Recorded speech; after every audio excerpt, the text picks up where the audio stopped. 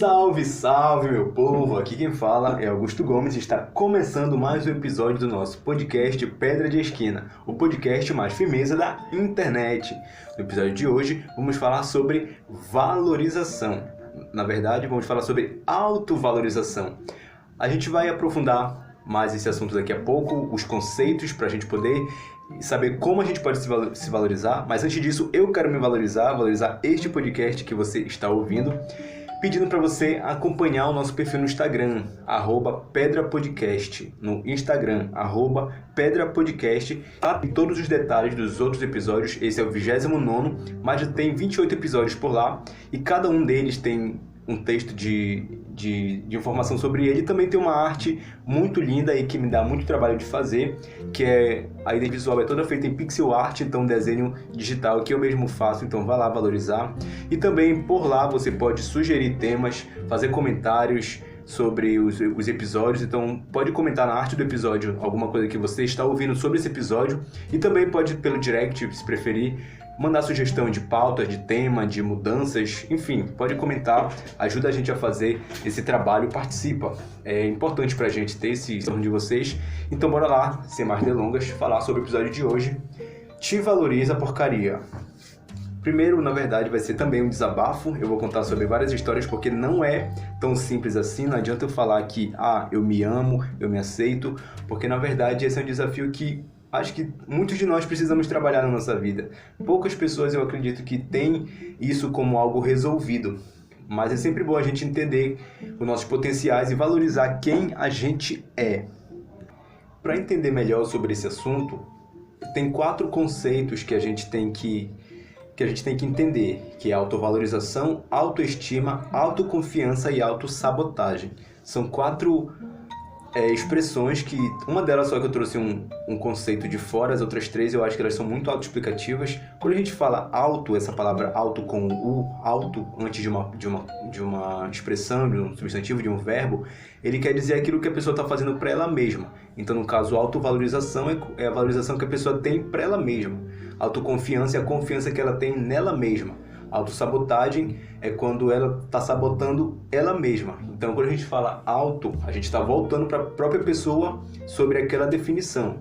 E aí, então, a gente vai falar sobre esses 4, focando aqui na autoestima, que é onde eu trouxe o conceito do dicionário online Primeirão de língua portuguesa, que, segundo ele, é autoestima, o apreço ou valorização que uma pessoa confere a si própria, permitindo-lhe ter confiança nos próprios atos e pensamentos.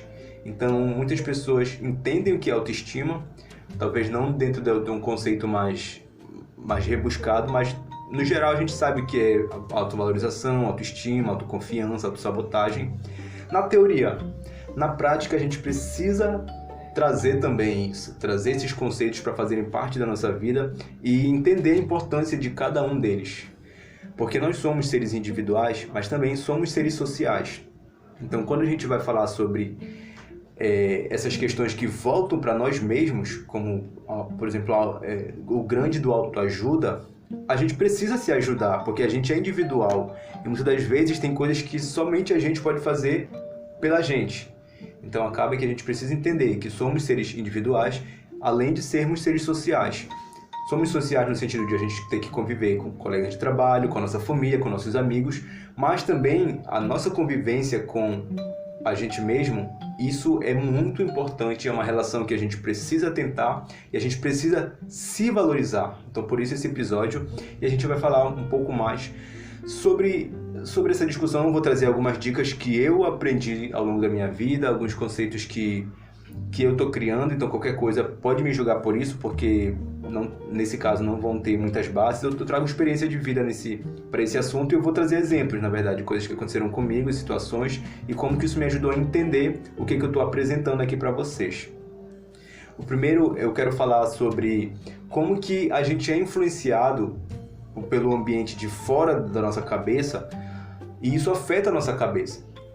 Eu trouxe dois fatores aqui que são fatores de influência que fazem com que a gente com que afete a forma como a gente se enxerga, como a gente se valoriza ou não. E aí o primeiro é o capitalismo, porque a gente vive uma...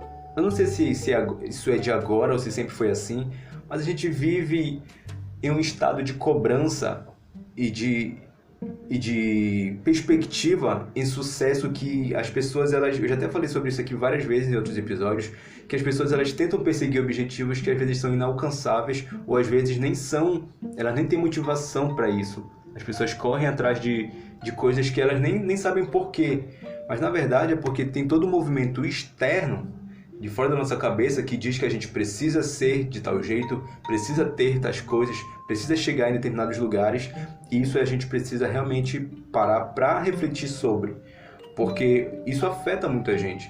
Isso vem porque a partir do momento que a gente cria expectativa, a gente está vulnerável a ter decepção. Então por isso a gente precisa entender o que está vindo de fora, o que está influenciando a gente. E aí entra exatamente o segundo ponto, que são as redes sociais e essa vitrine que a gente tem do outro, da vida do outro, e a gente encara, por exemplo, um movimento de autoaceitação que ele vem hoje no momento que a gente discute muito a representatividade. Porque, por exemplo, nas redes sociais a gente encontra muitos exemplos de pessoas que estão dentro de um padrão de beleza, de um padrão de sucesso social, de um sucesso profissional, e tudo isso, quando a gente só tem acesso a esse tipo de conteúdo, a gente fica desesperado, porque, meu Deus, eu não estou nesse padrão, eu não venci na vida, eu não consegui alcançar as coisas que eu queria, eu não consegui chegar onde essa pessoa chegou, eu não sou como essa pessoa é, não tenho a beleza que ela tem, e são coisas que, por mais que a gente entenda que não tem ou que não é, são coisas que a gente nunca vai ter ou nunca vai ser, porque são padrões que às vezes são inacessíveis ou às vezes são irreais. As pessoas fantasiam muito na internet. Então isso afeta muito a gente, mesmo que a gente não perceba. E é por isso que é importante a gente ser um pouco mais realista também nesse mundo criado, nesse mundo perfeito que é a internet. A gente precisa levar a realidade. Não necessariamente de ficar se expondo como tem muita gente que faz. Também não vou dizer que é errado, mas estou dizendo que talvez não seja saudável. Ficar se expondo à realidade ao máximo, como, por exemplo, mostrar todos os seus sentimentos, todas as suas emoções, as suas angústias, seus fracassos. Porque muitas das vezes eu acho que a internet também ela pode ser ela pode tirar experiências da vida real que a gente acaba levando só para o virtual. Como, por exemplo, tem coisas que a gente poderia conversar com uma pessoa de confiança e não abrir assim para os, 3 mil amigos que tu tem no Facebook. Então acho que talvez a gente precisa também entender aonde está a importância das redes sociais na nossa vida. O que tem a ver com isso, com a nossa visão? Primeiro, quando a gente fala sobre essa influência externa, é porque a gente está o tempo todo sendo julgado, principalmente, né, se julgando. Isso é uma análise de performance que eu coloco pra gente aqui hoje. Eu coloco a análise de performance como algo que é bom a gente fazer, só que depende. Essa análise constante que é feita, a gente mesmo faz, independente da gente entender isso ou não. A gente faz a partir do momento em que a gente fica avaliando onde a gente está, avaliando onde a gente quer chegar, mensurando nossos resultados. Tudo isso é uma análise de performance do que a gente está fazendo com a nossa vida, com nossos recursos, com a nossa mente, com o nosso tempo. E isso também faz com que a gente tenha a nossa mente afetada, porque as pessoas também nos avaliam e as pessoas às vezes julgam isso ou a gente julga pior do que elas, porque às vezes a gente imagina que as pessoas estão imaginando a gente de determinada forma. E, por exemplo, a gente pode se comparar. E isso é muito complicado, porque a gente é diferente, cada um é diferente um do outro, então a gente precisa analisar nossa performance a partir de nós. A gente tem que ser o ponto de referência, não o outro. Então, quando, por exemplo, as pessoas comentam, mas e o teu primo já está em tal lugar, o teu vizinho já está em tal lugar, alcançou tais coisas e tu ainda não e tal. Às vezes a pessoa coloca isso achando que vai ser um incentivo, mas muitas das vezes são lugares, como eu falei, são lugares que tu não quer acessar, são coisas que tu não quer para tua vida, mas as pessoas colocam aquilo como meta, porque a gente tem que estar o tempo todo comparando e tem que estar equilibrado com o sucesso do outro. Mas o sucesso em si, a gente precisa saber o que é o nosso sucesso, aonde é que a gente vai vencer, o que vai nos trazer realização. E parar de comparar o teu primo, o teu colega de turma que já se formou, já está em emprego, já está alcançando tais coisas, porque na verdade, às vezes é mérito da pessoa, às vezes são outras circunstâncias, às vezes para ti ainda não chegou, mas vai chegar, ou às vezes é coisa que tu não quer. Também a gente precisa entender e respeitar. Respeitar o momento, respeitar o nosso esforço e também respeitar a nossa vontade em relação a isso, sabe?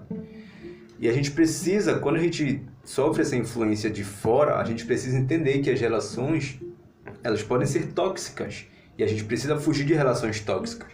Porque tem pessoas que elas estão com a gente, mas muitas das vezes elas não fazem bem pra gente. E isso pode vir de qualquer pessoa.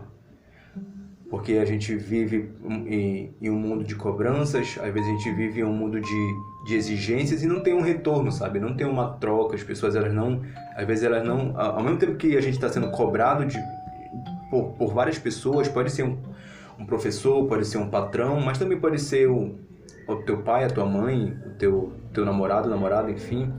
E são cobranças que às vezes a gente precisa entender e rever essa relação. Não cortar laços necessariamente, mas rever essas relações que são tóxicas e tentar consertar isso, tentar fazer com que a pessoa veja que aquela atitude que ela está tendo não está fazendo bem para ti. Porque são cobranças que às vezes a gente se frustra, não é nem por nós, é pelo outro. Porque o outro está decepcionado com a gente, o outro está decepcionado com nossa performance.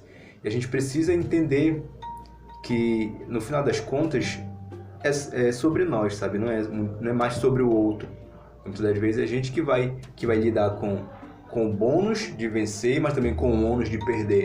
E às vezes o outro ele vai ter uma participação, pode ter participação em nos dar um conforto, em comemorar com a gente, mas também no final das contas, nossa mente ela é o carro-chefe assim, daquilo que a gente está fazendo com a nossa vida.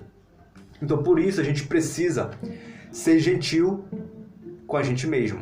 Seja gentil consigo, seja gentil com você mesmo. Porque ao mesmo tempo que a gente fala de relações tóxicas, como eu falei lá no começo, a gente se relaciona com a gente mesmo também. Então, ao mesmo tempo em que a gente se relaciona com a gente, isso abre margem para que a gente seja tóxico com a gente mesmo, ou seja, uma pessoa autotóxica. E a gente também precisa analisar quando essa relação de mim comigo mesmo, ela está sendo uma relação tóxica. Por exemplo, eu tava ouvindo... era um vídeo, mas eu não estava vendo as imagens, estava só ouvindo. Uma fala do Augusto Cury, um psicólogo, um psiquiatra, um psicanalista. O psicanalista Augusto Cury, que é um dos caras assim, que eu mais admiro, que fala sobre saúde mental, fala sobre a mente humana. E aí estava falando sobre como que, às vezes, a gente para e perde muito tempo olhando no espelho, focando no que a gente considera de defeito, ou de erro, ou de feio. Muitas das vezes a gente nunca para analisar o que é bonito, que o espelho está mostrando para a gente de volta. Então tem coisas no nosso dia a dia que são pequenos exercícios que a gente pode fazer para melhorar essa questão da autovalorização. Então, por exemplo, quando tu for olhar no espelho, talvez tu vai encontrar defeitos justamente por conta daquele padrão que eu falei que a gente é influenciado por isso, mas ao mesmo tempo que a gente tem que se livrar desse padrão, falando aqui do padrão de beleza, a gente tem que entender como a gente tem que se olhar literalmente no espelho.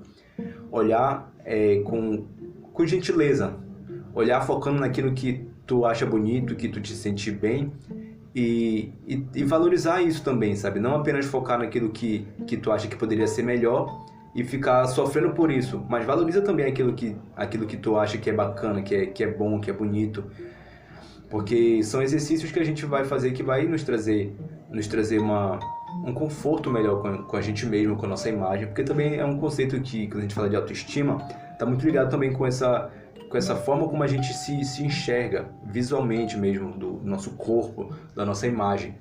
Não só a questão da mente, do social, mas também tem a questão do corpo. A gente precisa aceitar o nosso corpo, fazer aquilo que está ao nosso alcance para melhorar, claro, mas também sem tanta exigência, porque às vezes o padrão, como eu falei, ele precisa ser esquecido, precisa ser um padrão que nunca deveria ter existido, um padrão de beleza, porque as pessoas têm belezas diferentes, as pessoas são diferentes, a gente precisa entender isso de uma vez por todas.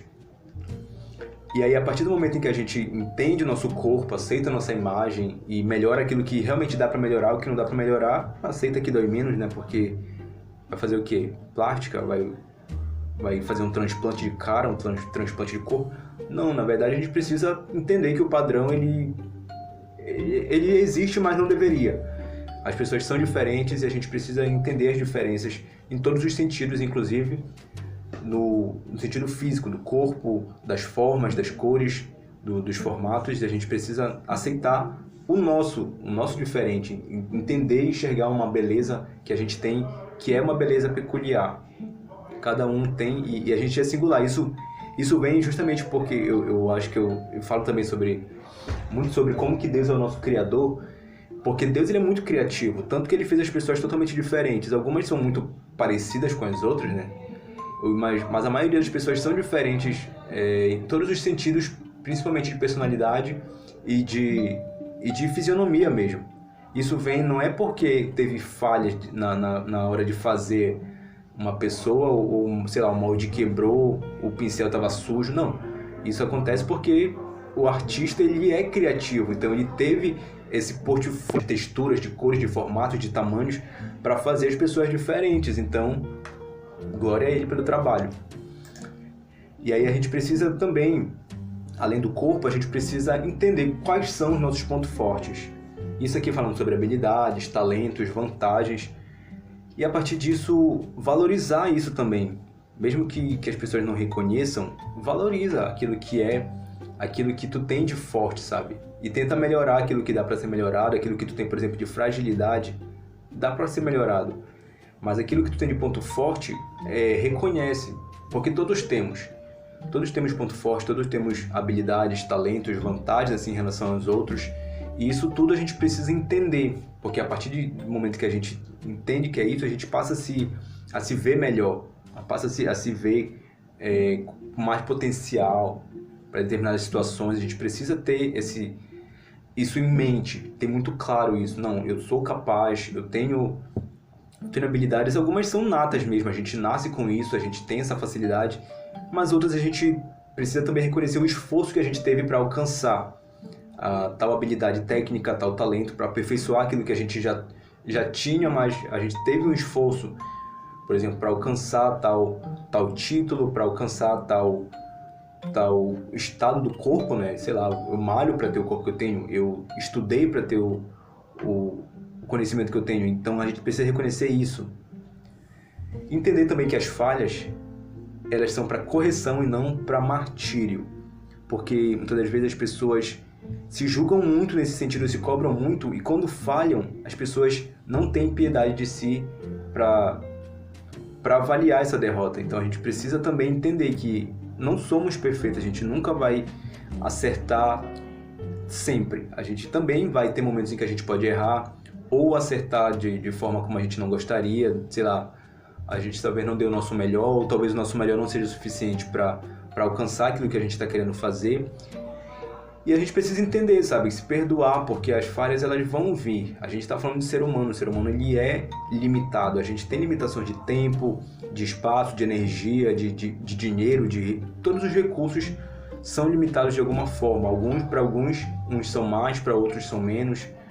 Então, por exemplo, ao mesmo tempo que eu consigo fazer tal coisa, a gente precisa entender como que a partir do momento em que eu não consegui fazer, é um exercício de, não consegui, bora continuar trabalhando que talvez eu consiga mais lá na frente. O que falta para eu conseguir?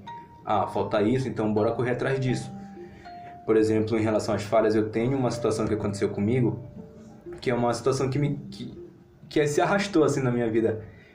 Acho que eu tinha 20 anos quando isso aconteceu, e aí eu tava treinando, era um treino de jiu-jitsu no sábado. É uma situação que eu acho interessante, que é uma coisa que me marcou realmente, que fala sobre falha, né? A gente tava treinando, e aí acabou a água do garrafão do bebedouro. E o meu mestre, na época, ele pediu para eu substituir o garrafão.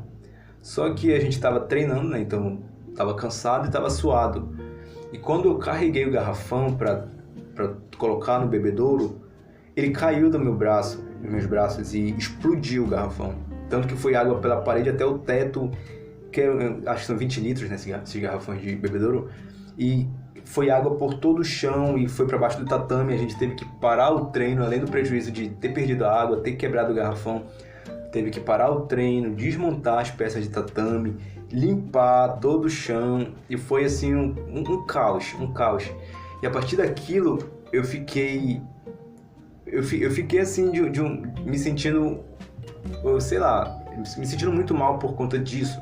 E eu imaginei, nunca mais eu vou tentar colocar um garrafão no bebedouro. E eu pensei, meu mestre nunca mais vai confiar isso pra mim, porque era o natural, sei lá, na minha cabeça. Evitar, já que eu não consegui, então pronto, é uma tarefa que eu não vou conseguir. Mas pelo contrário, ao invés de ele nunca mais deixar eu fazer aquela função, ele sempre me pedia para fazer aquela função. Então eu fiquei com um pouco de trauma, de receio assim, de repetir e falhar de novo, mas ao mesmo tempo nunca mais aconteceu a falha e eu sempre fazia essa substituição do garrafão.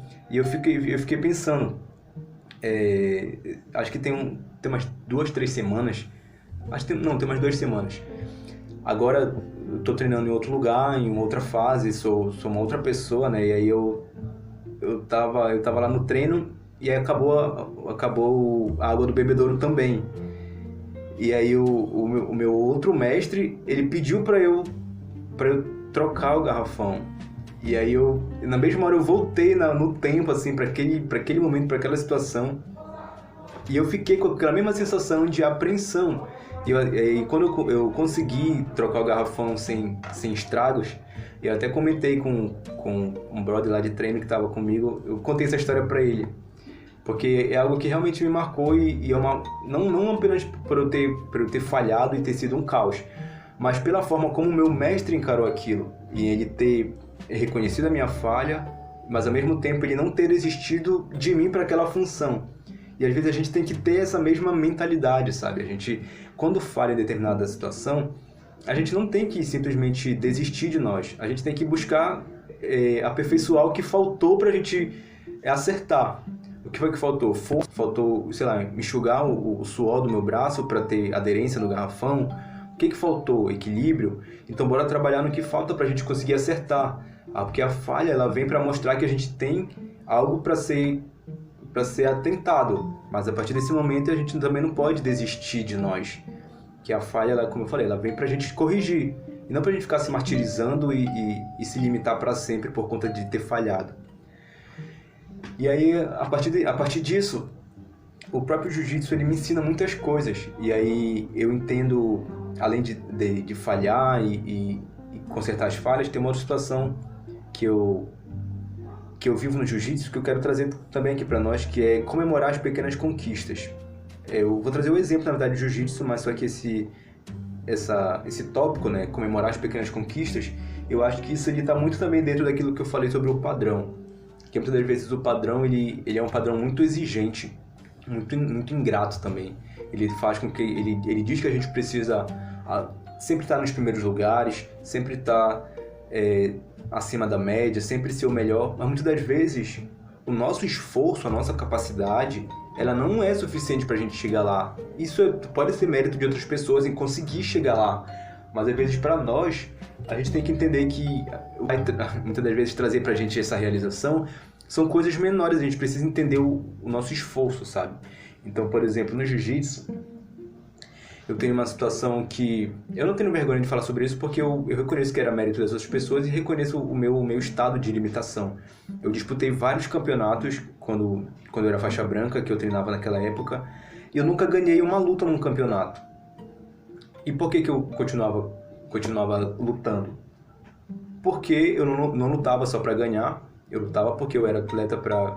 Enfim, eu treinava e como tinha aquele evento e a nossa equipe participava, a gente tinha, graças a Deus, assim, os patrocínios do projeto social lá, que a gente conseguia inscrição para os atletas, então eu ia.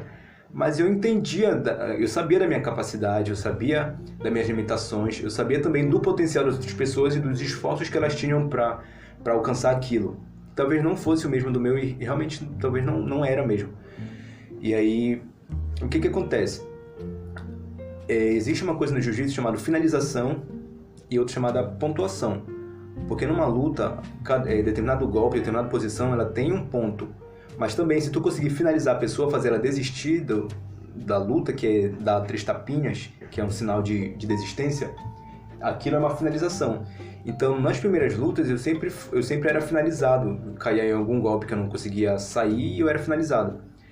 E quando eu lembro que eu teve um campeonato, acho que foi o penúltimo ou último que eu lutei, eu não recordo isso agora, mas eu lembro que eu tinha sofrido um pequeno acidente no treino ao longo da semana, então eu não estava bem de saúde, eu estava tomando remédio, fazendo massagem para poder ir para esse campeonato.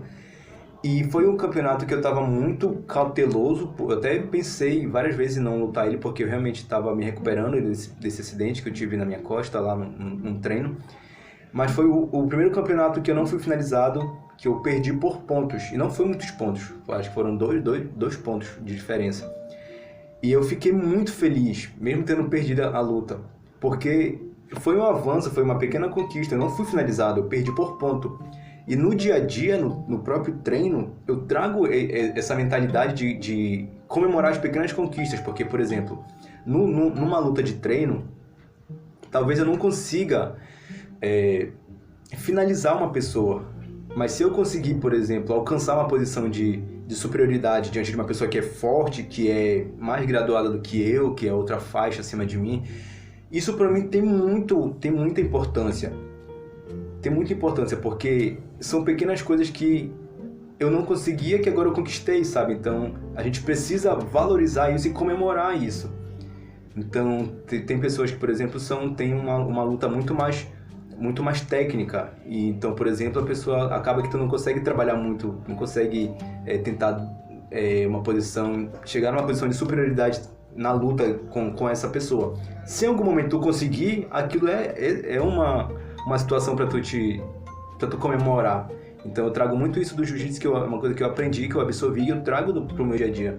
Mas não só pro jiu-jitsu, mas também para outras coisas, como eu falei, né? A gente precisa reconhecer o nosso esforço, precisa reconhecer nossas pequenas lutas do dia a dia.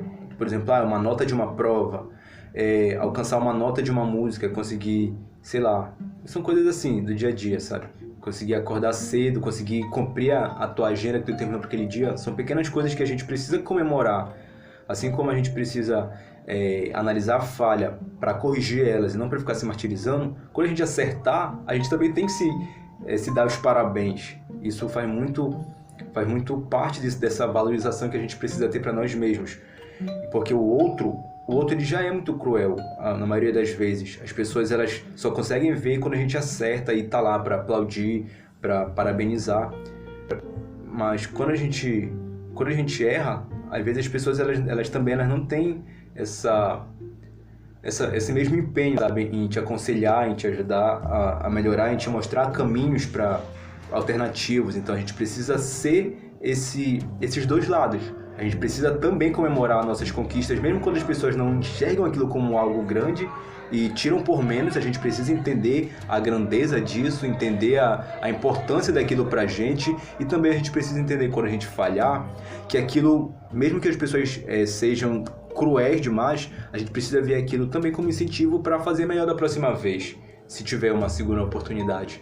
Então, são dois caminhos, assim, dois pesos que a gente sempre tem que estar equilibrando, entre como lidar com o acerto, como lidar com a vitória, e também como lidar com o erro, como saber perder, porque são habilidades que são igualmente importantes, tanto saber ganhar quanto saber perder.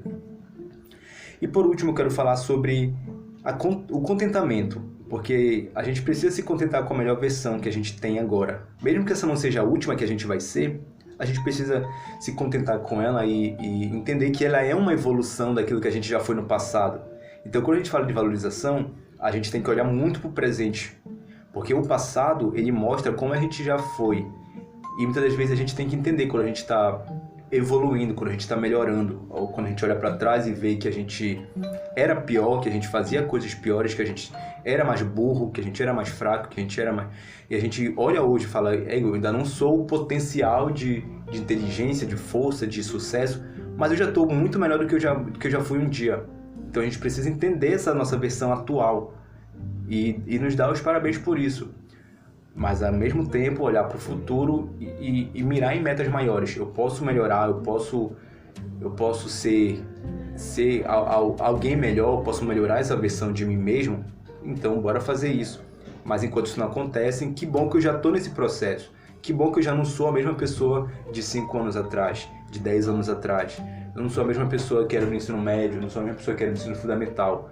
A gente precisa acompanhar o nosso processo de evolução e também ser gentil nesse sentido de reconhecer realmente que a gente está melhorando, mesmo que as pessoas não reconheçam, seja isso, sabe? Quando eu falo de autovalorização, é porque a gente precisa se valorizar, a gente precisa se enxergar dessa forma, sabe?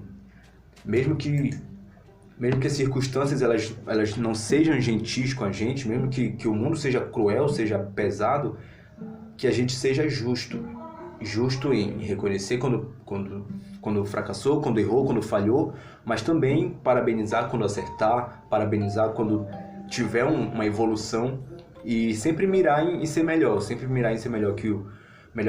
do que a gente já foi antes. Esse foi o episódio de hoje e a gente se ouve nos próximos episódios.